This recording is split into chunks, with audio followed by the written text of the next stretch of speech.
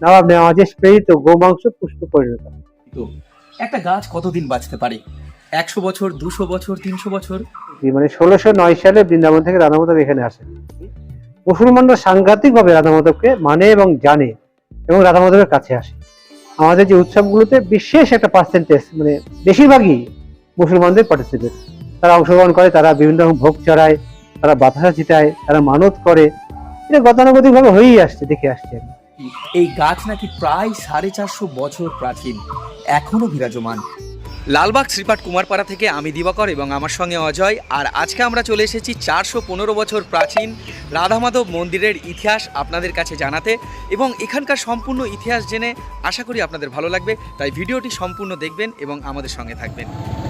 আর এই দিক থেকেই স্নানযাত্রার মহোৎসব হবে। এই রাস্তাটাই হচ্ছে কুমারপাড়া যাওয়ার রাস্তা। রেলগেট পার করেই চোখের সামনে রাধা মাধব মন্দির। এটা বলে দিই, এটা হচ্ছে শিয়ালদা যাওয়ার লাইন, এটা হচ্ছে ভগবানগোলা লালগোলা লাইন। আর এই সামনেই পড়ে যাবে আমাদের সেই রাধা মাধব মন্দির, যার আনুমানিক বয়স প্রায় 416 বছর। ঐতিহাসিক মুর্শিদাবাদ জেলার নবাবী ইতিহাসের পাশাপাশি আধ্যাত্মিক গুরুত্বও অপরিসীম।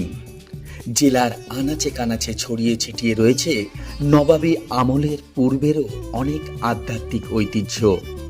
আর তেমনি একটি স্থান হল 415 বছর প্রাচীন লালবাগের শ্রীপাঠ কুমারপাড়ার রাধা মাধব মন্দির, যা এখনো বর্তমান।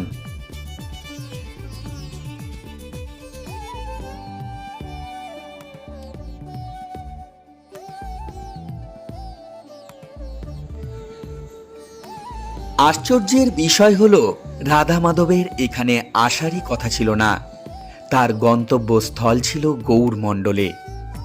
1609 খ্রিস্টাব্দে শ্রী শ্রীজীব গোস্বামী তার প্রশিষ্য বংশীবদন গোস্বামীকে আদেশ দেন শ্রী শ্রী রাধা মাধবকে গৌড়মণ্ডলে নিয়ে যেতে। শ্রীধাম বৃন্দাবনের দামোদর মন্দির থেকে পায়ে হেঁটে এবং নৌকা বিহার করে বর্তমান মুর্শিদাবাদ জেলার লালবাগ অঞ্চলে শ্রীপাঠ কুমারপাড়ার গঙ্গা তীরে মাধবী কুঞ্জে রাধা মাধবকে প্রতিষ্ঠা করেন।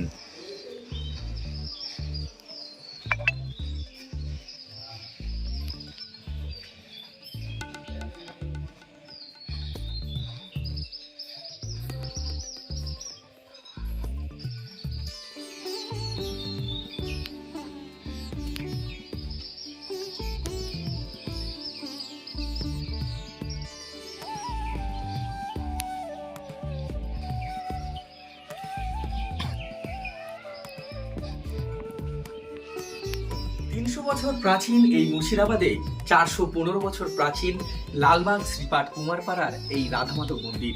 এখানে আমি যতবার এসেছি ততবার মুগ্ধ হয়েছি। আর আমরা এই মুহূর্তে দাঁড়িয়ে আছি মন্দিরের ঠিক পিছনে, যেখানে এই মাধবীলতা গাছ অবস্থিত। একটা গাছ কতদিন বাঁচতে পারে? 100 বছর, 200 বছর, 300 বছর?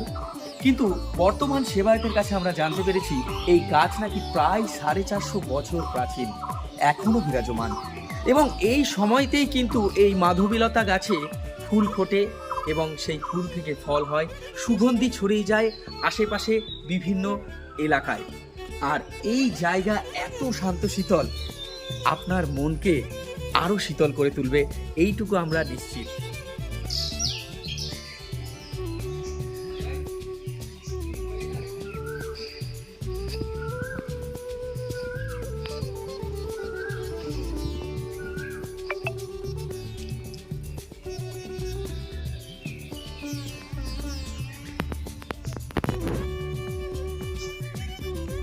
গুরুদেব, এই যে রাধা মাধব মন্দির, প্রবেশ পথে দেখলাম যে জয় হোক মানুষের, আর স্থাপিত 1609, আর আজ 2024। হিসেব বলছে প্রায় 415 বছরের এই মন্দির। আপনার মতে কি বলে? আমার মতে বলতে তো ভগবান তো আমার তোমার কারো দেখার না, নিজে নিজে চলে। ভগবানের সব নিয়ম গতানুগতিক ভাবে চলে। ভগবান যখন মনে করে যে দরকার নেই নিয়ম, বন্ধ করে দেয়, বন্ধ করে দেয়।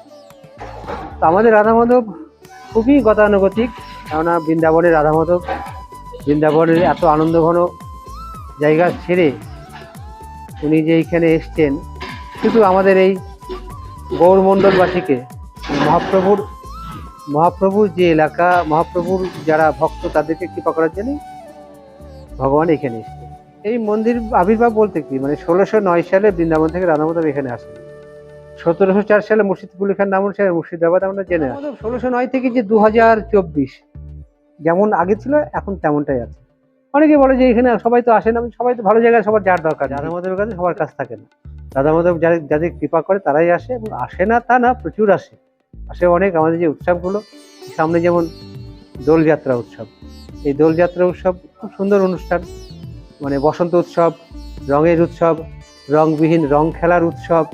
আমাদের রাধা মাধবের সবটাই আনন্দের উৎসব, যে স্নান যাত্রা, তারপরে বড় উৎসব হয়, সব মিলিয়ে। এবং সবচেয়ে বড় ঘটনা যে মুর্শিদাবাদ মুসলমানের দেশ আমরা বলে থাকি, মুসলমানরা সাংঘাতিকভাবে রাধা মাধবকে মানে এবং জানে এবং রাধা মাধবের কাছে আসে।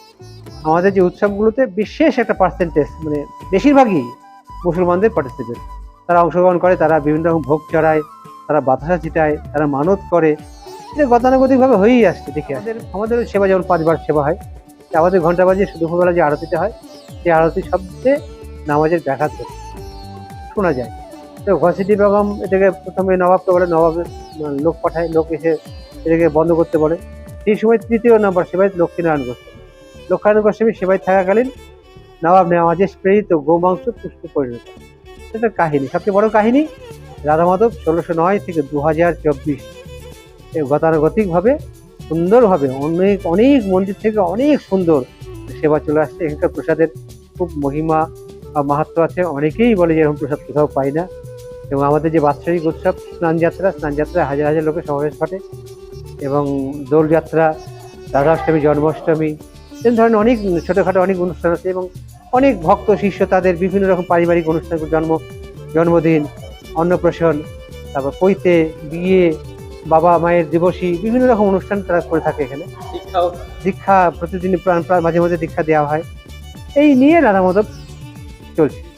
আচ্ছা, শেষ প্রশ্ন, মন্দির খোলা বন্ধ এবং সন্ধ্যার? মন্দির মোটামুটি সকাল 7টা, 7:30 দিকে খোলা হয়, 1টা-1:30 পর্যন্ত বন্ধ খোলা থাকে, 1টা-1:30 সময় বন্ধ হয়, 3:30, 4টের সময় আবার খোলা হয়। 3:30, 4টা থেকে রাত্রি 8:30, 9টা পর্যন্ত খোলা থাকে। এবং দুপুরবেলায় ভোগ হওয়ার পরে আরতি হয়, সেটা দুপুরবেলায় 1টা-1:30 দিকে আরতি হয়। সন্ধ্যার সময় 7টা, 7:30 বা 8টার সময় আরতি হয়, তারপরে ভোগ। আর দুপুরবেলায় প্রসাদ খেতে হলে আগে জানালে খুব ভালো হয়, কারণ আমাদের একদম গ্রামের মধ্যে থাকে, আমাদের কন্ট্যাক্ট নাম্বার থাকে, সেই কন্ট্যাক্ট নাম্বারে কন্ট্যাক্ট করে আসতে পারেও হয়, এবং আমাদের সুবিধা হয়। যদি একটু নম্বরটা বলে দেন। 9434164164।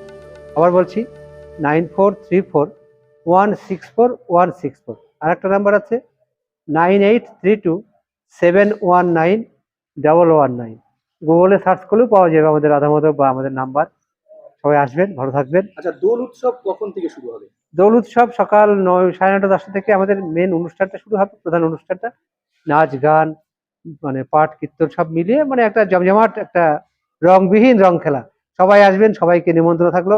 ভালো থাকুন, সুস্থ থাকুন। জয় রাধা মাধব, জয় হোক সকলের।